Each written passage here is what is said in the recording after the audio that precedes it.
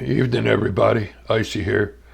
You'll have to forgive me. My voice is kind of broken because of this surgery that I had. But I want to touch base with you on a couple of issues. Let's talk with Kamala Harris right now. She's been doing the circuit of doing all these podcasts. And, she's just running her mouth talking about this. And then she says, just look at my record. If you actually looked at her record, you would hate her because her record stinks.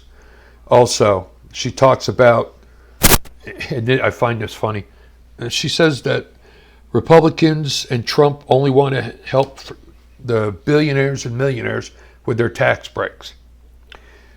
All right, people, do your own research, but facts are most millionaires and billionaires within the United States are all Democrat. Okay?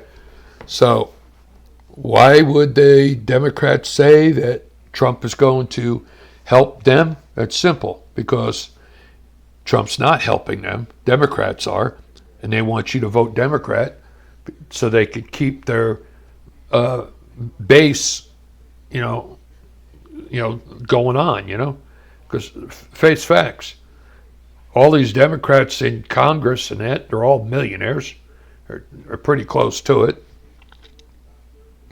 The vast majority of millionaires and billionaires in the United States are Democrat. And who does it hurt if Trump gets elected? He starts making these corporations pay more,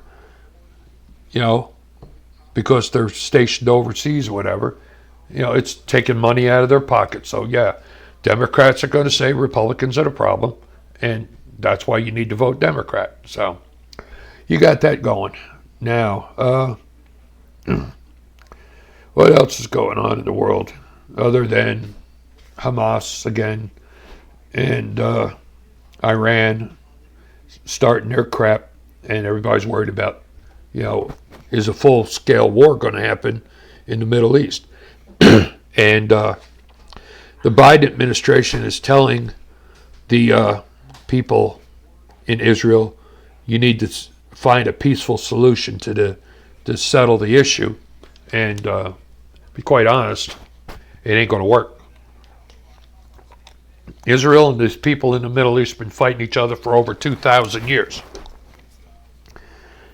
And if you want to actually end this war, then the United States needs to keep their mouth shut, stay out of it, and let Israel just remove the head from the snake and let it perish. Removing the head from the snake means that you need to take out the entire Iranian regime. The Ayatollahs, all the advisors, all the generals, everybody in the Iranian government, you've got to take them all out at one time.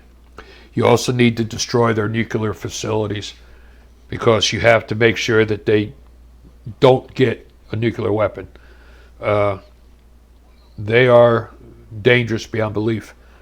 And appeasement is not going to fix the problem. Think about this. We didn't have as bad an issue with Iran until Obama got into office. Obama was the first U.S. president to bow, and I mean bow, to all the Muslim leadership around the Middle East. No, honestly, any leader of a powerful country is not going to bow to someone that is not as powerful as they are. But Obama did. So Obama bows to the Muslim leadership in all these different countries. Obama was also highly supported by the Muslim Brotherhood. And Obama gave billions and billions of dollars to Iran under the guise of, well, we'll pay you, just don't work on the nuclear program. And Iran said, sure, we're going to do what you want. They were still working on it, and they just took the money, and, look what happens. Hamas, Hezbollah, the Houthis, everybody's targeting Israel. And Iran's behind it. Now, if you destroy Iran, to be specific, the Iranian leadership. It's not the people.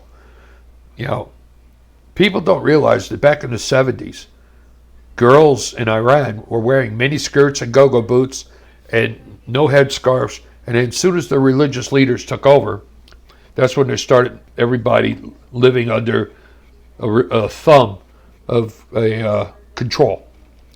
So if you remove the control from the people, remove the control of the Iranian people from the world, it's going to be a lot more peaceful. It's going to be a lot easier to deal with. Nobody wants war, not even Israel. Israel's been saying for decades, we just want to live in peace. But everybody wants to keep pushing that button because of their political ideology. And so nobody actually goes after the Iranian leadership.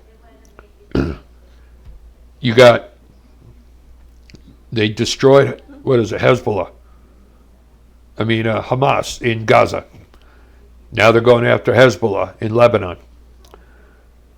But it doesn't fix the problem because they're just proxies. Nobody's touching the people that are actually giving them the money, giving them the weapons. You need to go after Iran. So my advice to Israel is take them out. You want to end this crap real quick, you got to take out the Iranian leadership.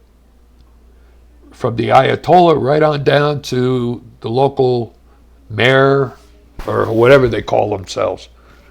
It's time to reset the entire nation of Iran and let them start living in peace with the rest of the world and not keep sponsoring terrorists.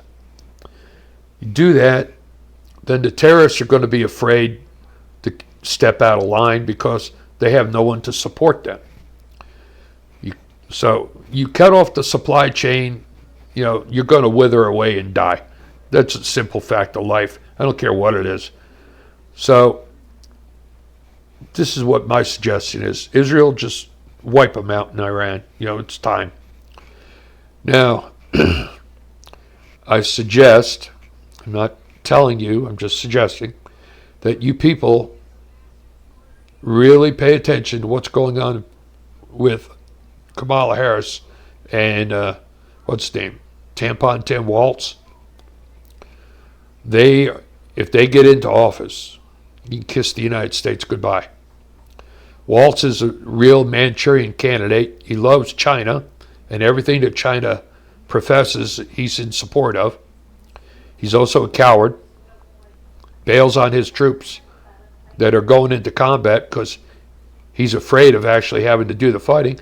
And as the governor of his state, he let a whole city burn. So he's not somebody that's going to support and defend the Constitution of the United States and the people in the United States. He's going to let you burn. And Harris's track record is dismal at best. And if you don't honestly look into it and you vote for her, and if this country gets Harris Walz in,